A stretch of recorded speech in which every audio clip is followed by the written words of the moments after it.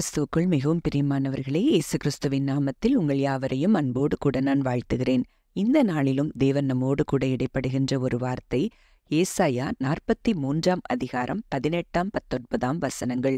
முந்தினவைகளை நினைக்க வேண்டாம், பூர்வமானவைகளை சிந்திக்க வேண்டாம். இதோ நான் புதிய காரியத்தை செய்கிறேன், இப்பொழுதே அது தோன்றும், நீங்கள் அதை அறியீர்களா? நான் வனாந்திரத்திலே வழியையும் அவாந்திர வெளியிலே ஆறுகளையும் உண்டாக்குவேன். ஆம், இந்த வார்த்தையின் மூலம் தேவன் இன்றைக்கு நம்ம ஒவ்வொருவரோடும் கூட இடைப்படுகிறார். இன்றைக்கு தேவன் நம்ம வாழ்க்கையில புதிய காரியங்களை செய்ய போகிறேன் என்று சொல்லி கர்த்தர் வாக்கு கொடுக்கிறார். அது இப்பொழுதே தோன்றுமா? வனாந்திரம், அதாவது ஒன்றுமே செய்ய இயலாத இடங்கள்ல கூட அவர் என்ன செய்கிறாராம்? வழியை உண்டாக்குகிறாராம். அவாந்திர வெளியில ஆறுகளையும் உண்டாக்குகிற ஒரு நல்ல தேவனாய் இன்றைக்கு நமக்கு வெளிப்பட போகிறேன் என்று சொல்லி கர்த்தர் வாக்கு கொடுக்கிறார்.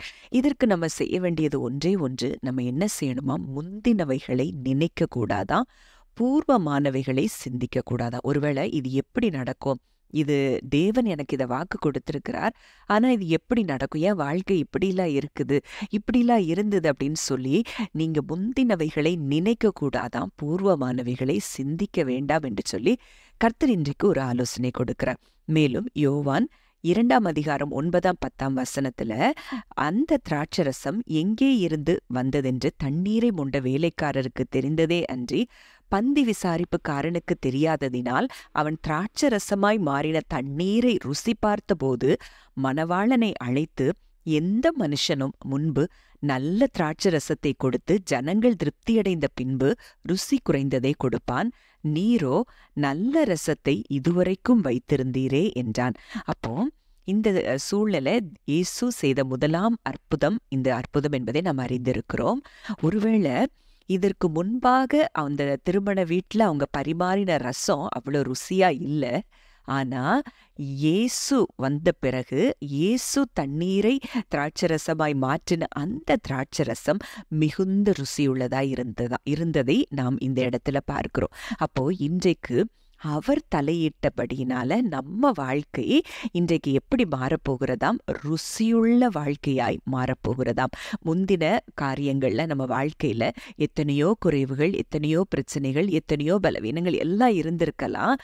ஆனா இன்றைக்கு அவர் நம்ம வாழ்க்கையில வந்திருக்கிறபடினாலே, அவர் நமக்கு புதிய காரியங்களை செய்கிறபடினால நம்ம வாழ்க்கை முந்தின ருசியை காட்டிலும் பிந்தின ருசி அது இனிமையான ருசியாய் இருக்க போகிறது. நம்ம வாழ்க்கை அப்படி ருசிகரமான ஒரு ருசி நிறைந்த ஒரு வாழ்க்கையாய் நம்ம வாழ்க்கை மாறப்போகிறது என்பதை நாம் அறிந்து கொள்ள வேண்டும். மேலும் எசேக்கியேல் 36 அதிகாரத்துல பார்க்கிறோம், உங்கள் முந்தின சீரை பார்க்கிலும் உங்களுக்கு நற்சீர் உண்டாக செய்வேன், அதனால் நான் கர்த்தர் என்று அறிந்து கொள்வீர்கள். அப்போ ஆண்டவர் விரும்புறது, என் பிள்ளைகளுடைய வாழ்க்கையில முந்தி இருந்ததை காட்டில் நான் இப்போ செய்ய போகிற காரியங்கள் அது அவர்களுக்கு நான் நற்சீர் உண்டாக செய்வேன், அப்பொழுது நான் கர்த்தர் என்பதை அறிந்து கொள்வார்கள் என்று சொல்லி அவர் சொல்லுகிறத நம்ம பார்க்கிறோம். ஆகாய் 2 கூட பார்க்கிறோம், முந்தின ஆலயத்தின் மகிமையை பார்க்கிலும் இந்த பிந்தின ஆலயத்தின் மகிமை பெரிதா இருக்கும் என்று சேனைகளின் கர்த்தர் சொல்லுகிறார், இவ்விடத்திலே சமாதானத்தை கட்டளையிடுவேன் என்று சேனைகளின் கர்த்தர் உரைக்கிறார் என்று சொல்கின்றார். ஆமா, முந்தின ஆலயம் ஒருவேளை மனுஷரால கட்டப்பட்ட ஆலயமாய் அது இருந்தது. ஆனால் இன்றைக்கு நம்ம சரீரமே அந்த ஆலயம். இந்த சரீரமாகிய இந்த ஆலயத்தை அவர் மகிமைப்படுத்துவேன் என்று சொல்லி கர்த்தர் வாக்கு கொடுத்தபடியினால் இன்றைக்கு நம் மூலமாய் அவர் நிச்சயம் மகிமைப்படுவார். நான் உன்னில் மகிமைப்படுவேன் என்று சொன்னபடி நம்ம வாழ்க்கையில இன்றைக்கு தேவன் மகிமைப்பட போகிறார். புதிய காரியங்களை நம்ம வாழ்க்கையில அவர் செய்ய தொடங்குகிறபடினாலே அவர் நாமம் நம் மூலமாய் மகிமைப்படும். நம்முடைய வாழ்க்கை ருசி நிறைந்ததாய் மாறும்.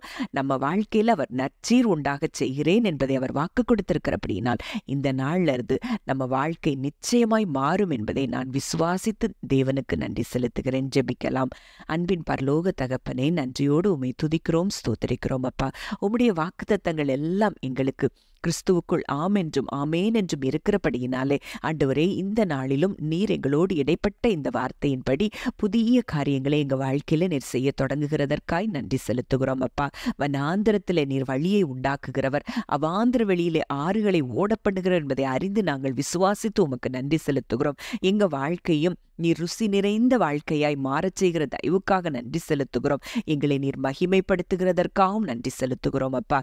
முந்தின சீரை பார்க்கிலும் எங்களுக்கு நற்சீர் உண்டாக்கச் செய்கிற தயவுக்காகவும் நன்றி செலுத்துகிறோம். உம்முடைய கரத்தில் இதை கேட்கிற ஒவ்வொருவரையும் ஒப்புக் கொடுக்கிறோம். ஒவ்வொருவரையும் இந்த வார்த்தையின்படியே கர்த்தர் ஆசீர்வதிப்பீராக. உம்முடைய வார்த்தையின்படியே ஒவ்வொருவருக்கும் ஆக கடவது என்று சொல்லி நாங்கள் ஜெபிக்கிறோம் அப்பா. கர்த்தர் அப்படியே செயல்படுகிறதினால் நன்றி செலுத்துகிறோம். இயேசுவின் மூலம் கேட்கிறோம் ஜீவனுள்ள நல்ல பிதாவே, ஆமேன்.